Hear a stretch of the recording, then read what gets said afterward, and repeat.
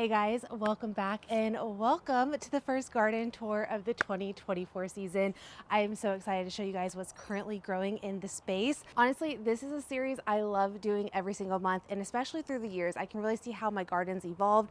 You guys get to see what's currently growing, what's being harvested, what's being transitioned out of the garden throughout the gardening season, and then that way you can get a better idea for yourself as well. So today I am going to talk about everything that's currently growing in the garden before my last average frost date. My last average frost around here is April 19th, but I typically don't plant out any of my frost tender things until the first week of May. So about 2.5 weeks from now, the whole garden will be planted. My growing zone did change over the year. You'll see in previous garden tours, I've always said zone 6B.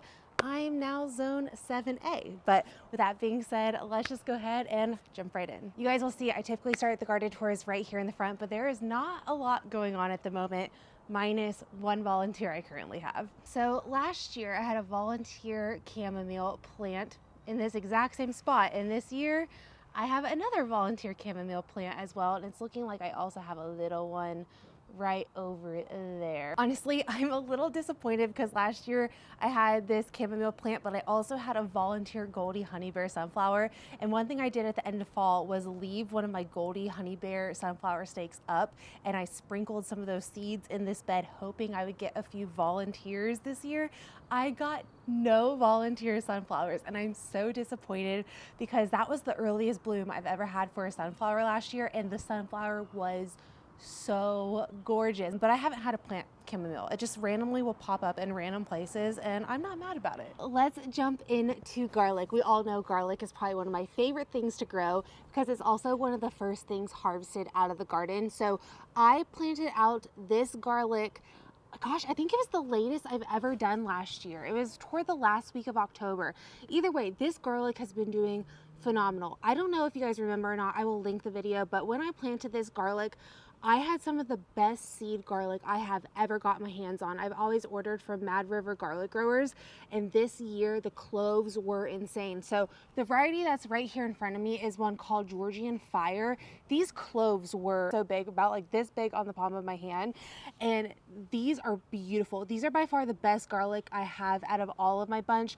I have 4 different varieties, but I am so excited to see how this Georgian Fire turns out. I actually re-watched my planting out garlic video because I was just curious on what I said, because I've been doing things different this year that I've actually never done with the garlic. So in previous years, I would plant with bone meal, and then last year I did a combination of blood meal and bone meal, and that was my plan going into this year.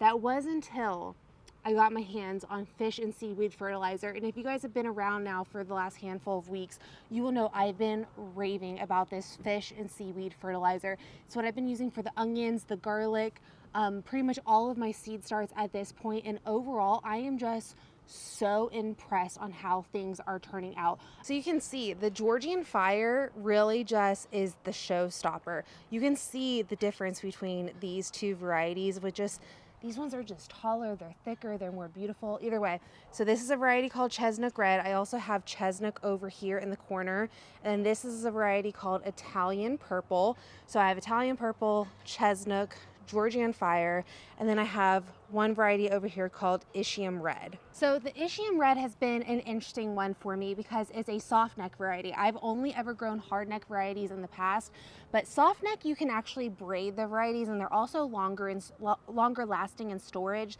So typically you can get about 9 to 12 months of storage out of a soft neck, when in reality you're getting about 4 to 6 with a hard neck garlic. So when it comes to my growing area, I've always been told hard neck will grow better and do better in my area. But I did end up going off of our extension website. You can typically find this for the state you live in. And I wanted to see if they suggested any soft neck varieties to grow. And they suggested this Ischium Red. I'm probably pronouncing that wrong. Don't come at me. It's a very weird word. But the thing I found really interesting with the soft neck so far is when we had our really like random cold snap a handful of weeks ago, it really, this did not like it. I had a lot more damage on this garlic than anything. Like I had a few like yellowy tips when it comes to some of this stuff, but when it comes to the soft neck, there was a little bit more dieback from it. And I also didn't have a whole strip for the most part, come up after the winter season, and that's like a first for me. Typically, I don't have any issues with garlic coming up, but if I, 1, 2, 3, 4, 5, there is about 8 heads of garlic that didn't come up, and they were all along this edging. But so far, it's looking good. We'll see how it goes. This is an all new ballpark for me. So if you have any tips when it comes to soft neck varieties, let me know. So my blueberry plant has been blooming. This is a blueberry I have in a pot. I think this is year 4 for this guy. This is a Rica blueberry. And it's looking like we're getting a lot of blooms, and I'm hoping to get a lot of berries this year. I have some oregano over here from last year, and then I have my yarrow, my echinacea, and also my onion chives over here. It's looking like the yarrow is kind of taking over this grow bag. So this is a 100-gallon grow bag that I had perennials in. I want to say this is the 3rd year that these have been in here, and I haven't planted anything in, but my yarrow, I think, is taking over a little bit too much because I did have some echinacea there. You can see it trying to pop up. I might try to cut back some of this yarrow this week. That echinacea is still doing really well, but I also had 2 onion chive plants here, and it's looking like only 1 came up, but it is starting to bloom. And I'm so excited to have some onion chives to play with. All right, so the strawberry cage worked wonders last year. I believe we just got this built before the April garden tour last year, and last year was the first year I got multiple rounds of strawberries, and I actually got like a decent amount of harvest where I could actually do something with. Strawberries in the past for me have been so difficult because birds and squirrels, even if they're not even a red berry, they'll just take the berry. So building this cage actually was so helpful last year, and we have so many blooms going on this year with our February and March being so much warmer. A lot of my berry, like my blueberry plant started to bloom a lot earlier, and same with the strawberries. Like we already have little strawberries that have already gone through their flowering stage, and they're starting to go like through their growth stage. So both sides of the strawberry cage open. They also locked where we can easily take this off. You guys see me weed this earlier in the year, but I've put my cats in this. I can put some chickens in it, and it does the job. So you can see we have so many blooms. I am so excited for some strawberries, let me tell you. So as we work our way this way, we have another volunteer chamomile plant, and then we have all of our romaine lettuce. This took a little bit of a hit. You can see some of the leaves that kind of died back and got a little bit too cold, but everything is looking really good, and we're gonna have a good lettuce harvest over the next handful of weeks. The lettuce variety I have here is a variety called Paris Island, which is supposed to have a little bit more heat tolerance to it. In my experience, my lettuce typically is done by mid-June. So with the garlic and also the lettuce, it's going to be opening up these 3 garden beds by mid-June. So one thing you guys will see is I do a lot of succession sowing in this space. That way I can make sure I have stuff going at all times. I'm really maximizing my space and nothing is really left. So I'm currently like finishing all of my succession sowing plans at the moment. But as the garlic comes out and also this lettuce, again, at the very latest, we're looking mid-June, I will already have tomato starts, some more pepper starts that are going to be ready to be planted. And then I also will be planting zucchini at that point. And then I will be direct sowing melons on this trellis here in a few weeks. So this trellis will pretty much be a melon trellis for cantaloupe or honeydew. I haven't decided which one's really going here quite yet, but I can direct sow those plants here while these ones are still in the ground, and everything will be just fine. So that's one way vertical growing can really help. If you have other things, I love vertical growing. You guys will see I incorporate lots of trellises in my space, but that's how I have a lot of different stuff going in and out, and that's one reason why I absolutely love these garden tours. That way you guys can actually see what's currently growing, because here in about 2 months time, all of this garlic is going to be out, all of this lettuce is going to be out, and we're gonna have all new things planted there. So these grow bags are new this year. I used to have my compost piles over here. I did this a few weeks ago. This is gonna be all tomatoes. I'm gonna plant some peppers over here in these new grow bags as well. So my loofah is planted on this arch right here, and I am 99.9% sure these are little loofahs just growing along in the walkway. Currently nothing on the trellis tunnel, but this is going to be loofah and a ton of green beans, and then probably my cherry tomato plant at the very end. All right, so now for the onions. Honestly, onions became such a favorite of mine last year because I finally was successful with them. Onions took me a few years to get. Last year was my first successful year, and that was year 3 for me growing onions. I always would end up getting something, but not like those big, beautiful onion bulbs that you really want. Last year, I got that. So last year, I grew a variety called Calibra, and that is what I planted this year as well. Since they did so well for me last year, I really wanted them again. They're also a great storage variety. So the Calibra can average, I believe, it's like 6 to 8 months of storage time, when a lot of other intermediate varieties are very short, like a 3 to 4 month storage time. And I obviously grow a lot all for myself, and I like to make sure that I have storage varieties that will store really well. And the Calibra is one of the few I have found in the intermediate day variety. So I'm in the intermediate day, which means I have pretty much a day neutral sunlight. There's also short day and long day varieties. So you kind of have to look up what area you're in and what day length onions do best in your area. But I have very much loved these Calibra onions. Again, I'm hoping for a year like I had last year, if not better. These onion starts this year were even better than last year. So one thing I did different with the onion starts is I tried as hard as I could to have one seedling per soil block. That way I didn't have to pull out my onions apart at all. I could easily plant them, and that was a game changer. That's probably going to be the way I plant out my onion seeds for here on out, especially if this goes really well, because it is by far the easiest planting I have ever had with onions, and planting onions can be very tedious. But overall, these are looking really good. I did have that cold snap a few weeks back that I just told you guys not that long ago, and I did have some damage. I had frost fabric over the onions because we were so cold that I did end up covering them, and I had frost fabric completely come off because we were really windy, and the areas that are like actually damaged on the onions is where the frost fabric came up. So we were in the 20s, feel like the teens for a very long time, and it was a very fluke cold. We've only had like 2 really cold dips since January, and this one was way late in the season, but now I know exactly what some of my cold weather crops can really handle, and some of these things might get planted out a little bit earlier than previous years. But with my onions, I plant them out 6 weeks before my last average frost. That's what I've done the last 2 years now, and these now have been planted in the garden, I want to say 4 weeks. 4 weeks? 5 weeks. Going on 5 weeks already, which is crazy. But yeah, you can see some of the scarring that ended up happening on this onion from the cold. But again, everything's looking so good. Very, very excited. One thing I did a little differently this year was I was very tedious about planting. Everything is about 7-8 inches apart, and then 10 inches apart in row form.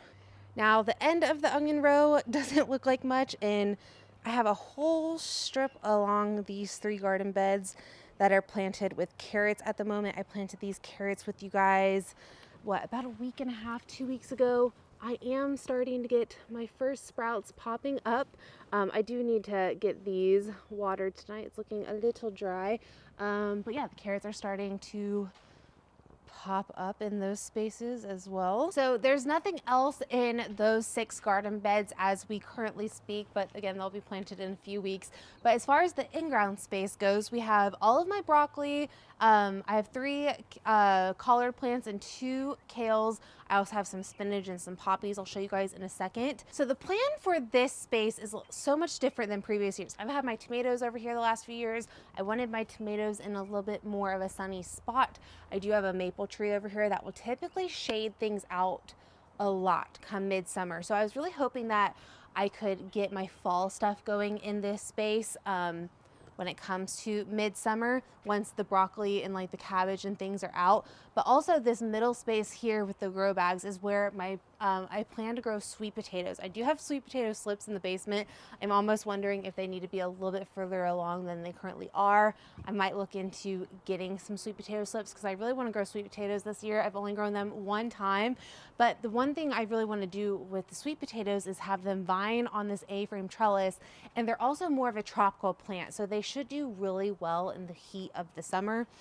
Once these things are out. And then my other plan is to throw some snapdragons over here, some dahlias over here, some different flowers. And then again, once this stuff is harvested, I might try to throw some lettuce over here to maybe try to see if I can get any summer lettuce, since this is more of a shadier location than some of my others. Still playing around with a few things, but for the most part, this is going to be sweet potatoes. If I don't do sweet potatoes, it's going to be a squash variety, a winter squash variety, since those have very similar flavor profiles. I didn't want to plant winter squash if I was planting sweet potatoes, just because they're very similar in the flavors. I didn't want too much of one thing, but either way, I can throw some squash on this if my sweet potato plant doesn't work out. So my broccoli variety I did this year is the same as I did last year, kind of like with the onions last year. I really was trying to find some varieties that did really well for me. And this broccoli variety is called the Bell Star, which is supposed to be a little bit more stress resistant. And last year I actually got some really pretty heads of broccoli, which was a first for me. Typically in the past, broccoli would bolt the moment it got super hot. But this did really well for me. It could have been a little bit better. My head started to flower and stay like enclosed a little bit, but overall I got a great harvest out of the broccoli I did plant last year, and I'm hoping the Bell Star will perform just like it did last year for me. Here's a little close up for you guys. I have 14 of them planted right here, and then here's my 3 collards and my 3 kales. Give me your best collard recipes if you have any good collard recipes, because collards is something I didn't grow up with. I've tried to cook with them a few times and I just need a good recipe.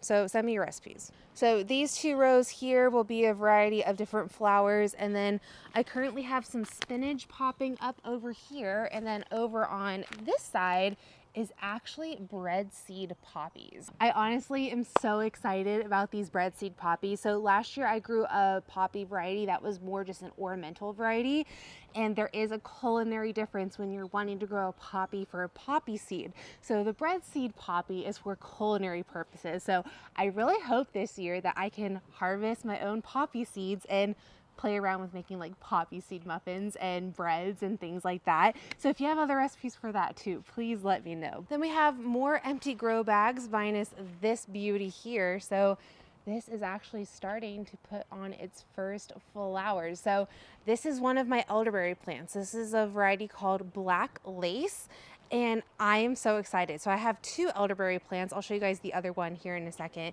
but they cross-pollinate where all of these flowers should get pollinated, and then I will actually get berries this year. So I'm really hoping I get my own elderberries this year.